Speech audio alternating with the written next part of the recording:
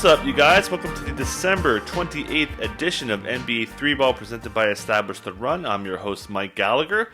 Getting ready to talk a little injury news, some basketball action. Had a 10-game slate on Sunday, and we've got more to talk about for Monday as well. Going to kick it off with the news as you see the Minnesota depth chart up here. Cat, left wrist injury again. This is the same left wrist issue that kept him out to end the season last year. He did have a fracture, and Woj reports that it is in a different spot from that left wrist fracture. No fracture. It is going to be, quote, a relatively short-term absence. No surgery required. He did return briefly on Saturday after he fell, but it was as a decoy, as the Wolves had said. But it's hard to be optimistic on this because if you remember, the Wolves were so shady about Cat's wrist injury. They kept throwing out like, "Oh yeah, he'll be back," and no, and then eventually got ruled out. So, it's tough. And really, the easy part of the situation is Nas Reed is going to be the man now. Great per minute production, can block and hit threes. He's really kind of clumsy. He's going to turn the ball over a ton, but the opportunity is going to be there for him with a little Ed Davis behind him. Maybe we see some more Jared Vanderbilt who got some minutes because guess what? They had another injury today with Josh Okogie. I don't know the results as of this recording. He had a non-contact injury, needed help to the locker room. So, Jared Culver started for him, and man, this is real bad. We'll see more Anthony Edwards. Hopefully, Okogie's gonna be okay because he's been playing pretty good defense for them, and losing him on defense is a big loss for a team that was starting out hot 2-0 before they got crushed by the Lakers tonight. So we'll move on to some other news. And that is Kevin Love, another calf injury. He's getting an MRI now. Same right calf injury that kept him limited in the preseason, causing him to miss time in the regular season. Camp, this is real bad. So we'll see what happens with this evaluation, but we know calf injuries, once they start to linger, usually means a shutdown. So we actually saw with no Isaac Okoro out today, Sunday, they actually went big. They went Larry Nance starting, but Nance will be bumping to the 4. We know Larry Nance will start at the 4, and he always crushes when he starts at the 4. So he's no-brainer pickup, no-brainer DFS play now. We saw what he did when Love missed that first game. He went off as one of the best players of the slate. So hopefully, I thought Okoro's injury was minor, just as an aside, so I think he'll be back pretty soon. So he'll actually be looking at more opportunity as well. But the guards here, Darius Garland and Colin Sexton, are going to be doing some heavy lifting. Both of them are playing great. We'll talk about what they did shortly here too. But yeah, the big news here is Kevin Love is probably going to miss time here. And really, the big injury of the day is Marquese Chriss has a fracture to his fibula. He's going to miss the season. That is just a gut punch after he had really been playing well the last 12 months or so for the Warriors, and they're going to have to play James Wiseman more minutes. Steve Kerr said they're going to play him more. And Kevon Looney, who actually closed in a win over the Bulls, talk about that shortly. And he said Eric Paschall's also going to play some fives. That opens up the minutes for Juan Toscano Anderson. And we saw a lot of small ball. Talk about that in a second. But yeah, no Marquese Chriss. Warriors probably got to be in the market for a big man now, given how often Looney's hurt and Smilovic hasn't exactly panned out yet. Moving to the basketball action as we talk some game recap. I'm not going to talk about the blowout with the Clippers and the Mavs. Let's talk about a big upset. The Hornets beating the Nets by 2, plus 38 for points in the paint for the Hornets. Really, really good job from their front court guys. And really, the headline here coming into Monday is KD said he wants to play in back-to-backs. Said, quote, I definitely want to be able to play in back-to-backs, get through him healthy, and play my normal minutes, so we'll see.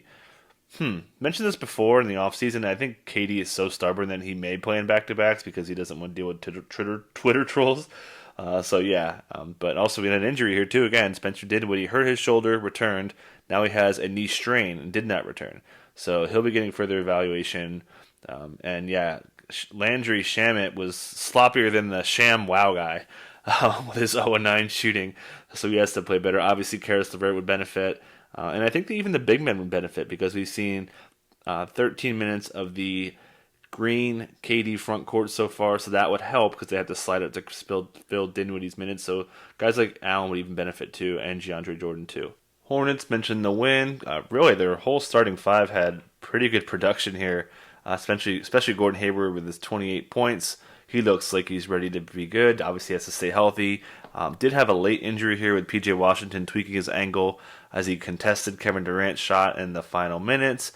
He is going to get further evaluation. I didn't think it looked bad, so hopefully he's day-to-day at most. He's playing great after he's had 2 good games after really, really rough preseason. So great to see that. If he misses time, then Hornets are going to have to go to Nick Richards or Vernon Carey Jr., their young big men. They have not yet. They're basically playing Biz and PJ as their 5s. So that will be more minutes for Jalen McDaniels and the Martin brothers, and obviously Miles Bridges would have to skip in the starting lineup. We're also seeing LaMelo Ball's minutes come up.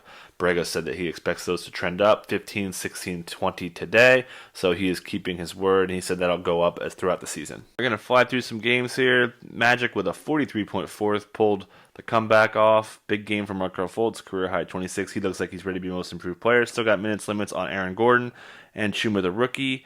And the bench looks really great. Vooch bounced back game from him. We saw no Russell Westbrook with the Wizards. Still minutes caps on Davis Bertans. Bradley Beal chucked a lot, which we saw it was to be expected. Raul Neto comes off with a 22-point career high game. Good for him. Put that in your back pocket. We've even seen some small ball-ish Neto, Troy, and Westbrook lineups before. So Neto's earning playing time, obviously. Can't really use him unless Westbrook's sitting. Pels beat the Spurs in a tight one, and Keldon Johnson was really the star of the show here. 14-11, 5, 2 blocks of steal. Guarded Zion Williamson. Held Zion to 1 of 6 when he was being guarded. All of Keldon's shots this season have been either in the paint or from 3. Morey ball, you love to see it. Greg Popovich said, quote, I think Keldon was fantastic in both situations. He's going to turn into a fine 2-way player. He's been playing the 4. We saw the Spurs even go no center in this game, which kind of cost them. There were some late rebounds, but obviously Keldon is ready to go. Lonnie Walker's playing well. DeJounte Murray is in a big spot here too, so good for them. Zion, I mentioned, was a little rough on the offensive side. Did have a career-high 5 steals, as did Lonzo Ball. And they played pretty good defense. Bledsoe's been kind of all over the place, but interestingly, Stan Van Gundy said that he was going to lengthen his rotation. Nope, just went 8. He actually said that he was more concerned with playing more bench minutes rather than guys to fill those minutes. So it sounds like he's kind of into this 8-man rotation where he's going to give Jackson Hayes more playing time, Josh Hart more playing time, which is 33 minutes is really big. So that's actually really good for Hart based on those comments, and maybe Jackson Hayes could carve out a role himself. Road 76ers, they lost again. Joel Embiid, late scratch with back soreness. He doesn't have too many back injuries. Had some issue in February, minor, and then had it also in January 2019, so it's not as bad as his leg injuries. Back-to-back was probably a factor here, so don't worry about that. We saw a little bit of no center lineups, but yeah, this team needs to play better. Shake Milton's cooled off lately. He's going to need to have a really big role, considering he's more of a scorer. So he's trending down almost as a drop if you're in a season-long league, and it's really tough to use in DFS as well. I mentioned the Kevin Love injury off top.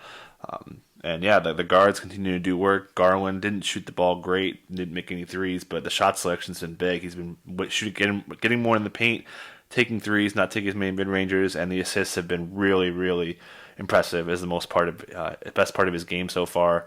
And obviously Andre Drummond is just a stat monster right now, and the Cavs are playing great offense right now. They've been really fun to watch, and again with no more Kevin Love, there's going to be a lot of guys on the upswing.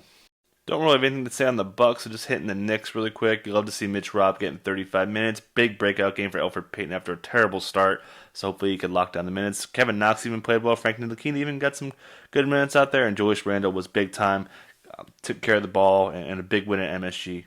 Pacers beat the Celtics by 1, and we saw the Time Lord really crack the rotation here with 22 minutes, played great, played down the stretch. Brad Stevens said that Daniel Theis was not hurt, but he thought Rob Williams was their best big and earned the extra playing time. Also said Jeff Teague is their most veteran presence off the bench, and he said Peyton Pritchard has stood out with his abilities to pick things up off the fly. We finally saw Jason Tatum get to the line 4 times after not going in the first 2 games. Marcus Smart dinged up his shoulder. Looks like he's be okay.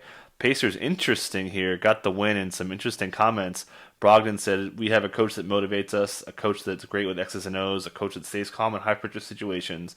Also said he likes his halftime adjustments. And there was a report a while ago that Brogdon was by far the most critical of Nate McMillan. So interesting there. Sabonis said that coach, he's a genius. Doug McDermott said he's a great coach, keeping us up to speed. And yeah, this is why I was really high in the Pacers, man. They have a really good coach, and we see the tight rotations. It is lovely to see. So if you drafted a Pacer, you should feel really good. Their value looks awesome. Suns got another win, beating the Kings. Not much to say here. DeAndre Ayton played a little bit better. Mikal Bridges is such a stud. Not much to say. And we'll see if Cam Johnson can threaten Jay Crowder. Cam Johnson's off to a really good start to his season. Kings, Hassan Whiteside got the quick hook, and we saw 10 minutes of Marvin Bagley at the 5. We know Halliburton is going to cut into these dudes. So it's pretty rough. Hassan Whiteside's probably not a drop yet, but not looking great. Halliburton definitely trending up here. We'll see if he can affect anybody else. Damian Lee game winner for the Warriors in Chicago to get them in the win column. Steve Kerr said that James Wiseman's minutes are going to start to rise. We only saw him play 23. They should start to come up soon. Kelly Oubre, he's struggling. Still hasn't hit a 3 yet. And Kerr said he knows it's going to turn for him.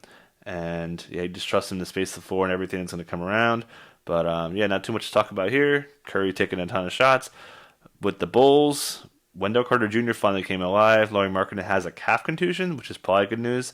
Looked a little bit worse, but he should be okay, hopefully.